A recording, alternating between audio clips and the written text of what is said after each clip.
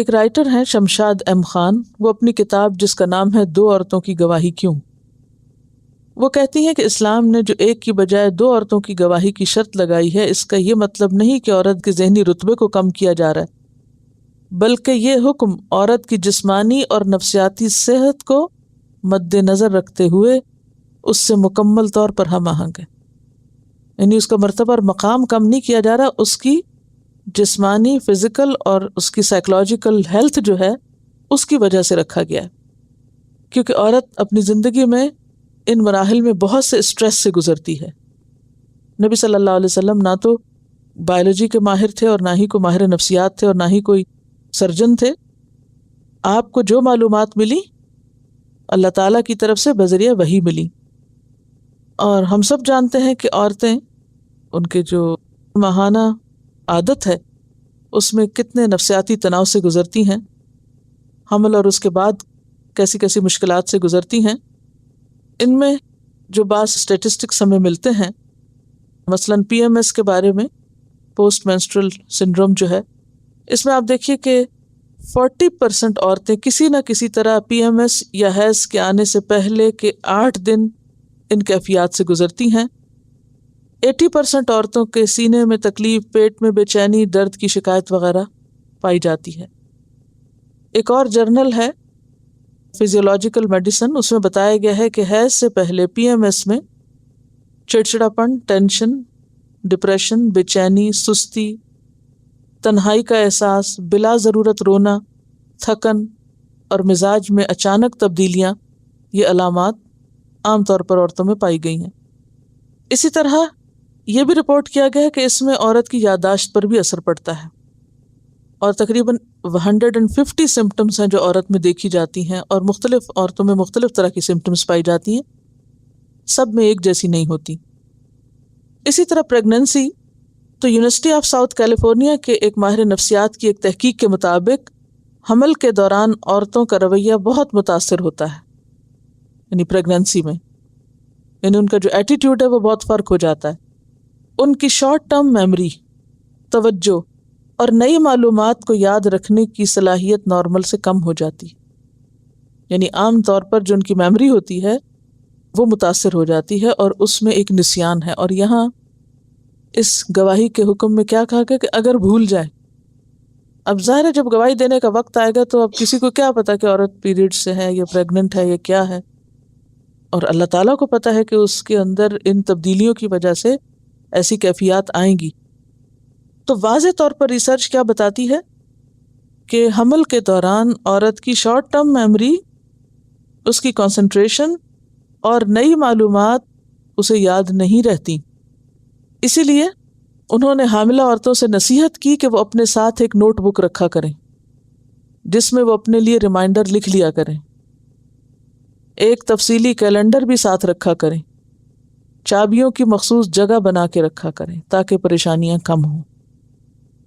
حمل کی ایک بہت بڑی علامت ایبسنٹ مائنڈڈنس یا غیر حاضر دماغ ہونا ہے، یعنی پریگننسی میں عام طور پر یہ سمٹم پائی جاتی کہ کوئی کچھ بات کر رہا ہوگا اور اس کا ذہن کہیں اور ہوگا، اور وہ بات ایسے ہوگی جیسے اس کو پتہ ہی نہ ہو.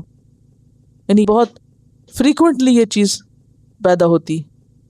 موڈ سوئنگز جو پہلے 12 ہفتوں میں سب سے زیادہ شدید ہوتے ہیں، ان کی وجوہات سینے کی جلن، تھکاوٹ اور کثرت سے پیشاب آنا ہو سکتی ہیں. اسی طرح یونیورسٹی آف کیلیفورنیا LA کی ایک تحقیق کے مطابق ایک اعلیٰ تعلیم یافتہ عورتوں کے گروپ کو جب حمل کے دوران ٹیسٹ کیا گیا تو ذہانت اور یادداشت کے ٹیسٹ میں ان کی کارکردگی بہت کم تھی اور وضع حمل کے بعد بہت بہتر تھی.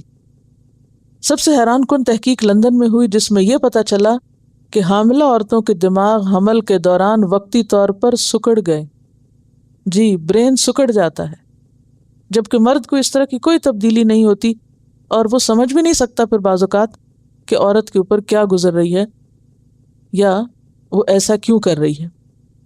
پھر اسی طرح فٹ پریگننسی میگزین میں 1998 میں یہ رپورٹ چھپی کہ تحقیقات کے مطابق اب یہ بات ثابت ہو چکی ہے کہ حمل کے تیسرے حصے میں، یعنی آخری جو 3rd ٹرم ہے، 6 سے 9 مہینے کی مدت میں حاملہ عورت کا دماغ چھوٹا ہو جاتا ہے. برطانوی تحقیقی رسالوں نے 10 حاملہ عورتوں کے دماغ کا سکین کیا، یعنی 10 عورتوں پہ تجربہ ہوا، ان کے حمل کے تیسرے حصے میں اور پھر دوبارہ وضع حمل کے بعد، یعنی تھرڈ ٹرم میں سکین کیا گیا دماغ اور پھر بچے پیدا ہونے کے بعد، تو انہوں نے دریافت کیا کہ ان عورتوں کا دماغ اصل میں چھوٹا ہوا پھر واپس اپنے نارمل سائز پہ آیا۔ 10 کے ساتھ یہ ہوا۔ وجہ یہ بتائی گئی کہ حمل کے دوران دماغی خلیوں کا والیوم کم ہو جاتا ہے۔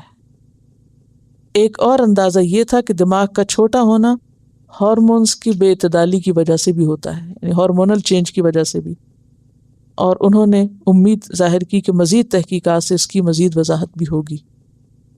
اب یہ باتیں کون کر رہے ہیں؟ قرآن نہیں کر رہا، یہ کون کر رہا ہے؟ انسان کر رہے ہیں، اور وہ کر رہے ہیں جنہیں قرآن پر ایمان نہیں۔ وہ بول رہے ہیں کہ یہ سب کچھ عورت کے ساتھ ہوتا ہے۔ پھر اگر قرآن کہتا ہے کہ عورت ایک نہ ہو گواہی کے وقت 2 ہو جائیں، پھر کہتے ہیں یہ عورت کا رتبہ کم کر دیا۔ رتبہ کم نہیں کیا، یہ اس کی مخصوص حالت جو ہے اس کی وجہ سے اس کے ساتھ رعایت برتی گئی ہے۔ یہ عورت کی رعایت ہے کہ اس سے بوجھ ہٹایا گیا ہے، اس کے اوپر یہ ذمہ داری نہیں ڈالی گئی۔ پھر اسی طرح بچے کی پیدائش کے بعد وہ دماغ تو اپنے سائز پہ آ گیا، لیکن ڈپریشن شروع ہو جاتا ہے، جس کو عام طور پہ اینٹی نیٹل ڈپریشن کہا جاتا ہے۔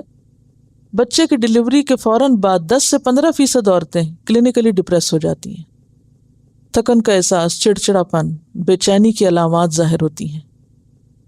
اس وقت اکثر عورتوں کو اس اداسی کا سبب خود بھی نہیں پتہ ہوتا۔ اکثر وہ اپنے شوہر کو الزام دیتی ہیں، جس سے ازدواجی زندگی میں تناؤ بھی بڑھ جاتا ہے۔ اسے پوسٹ پارٹم ڈپریشن کا نام دیا جاتا ہے۔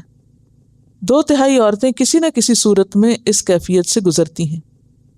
یہ وضع حمل کے بعد پہلے سے تیسرے مہینے تک کبھی بھی پیدا ہو سکتا ہے، یعنی پیدائش کے 3 مہینے بعد تک یہ علامات ہو سکتی ہیں۔ ہمارے عام طور پہ لوگ کہتے ہیں عورت کو سایہ ہو گیا، جن پڑ گئے، یا جادو کسی نے کر دیا، یا اس طرح کی باتیں عموماً دیکھا گیا۔ اور بعض عورتوں کو تو یہ شدید ڈپریشن ہوتا ہے کہ باقاعدہ جیسے فٹس پڑتے ہیں۔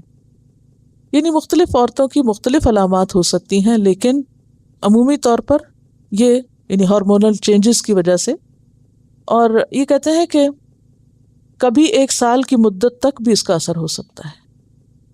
اس میں رونا، بے چینی، گھبراہٹ، بآسانی پریشان ہو جانا، تھکن اور نیند کا نہ آنا شامل ہے۔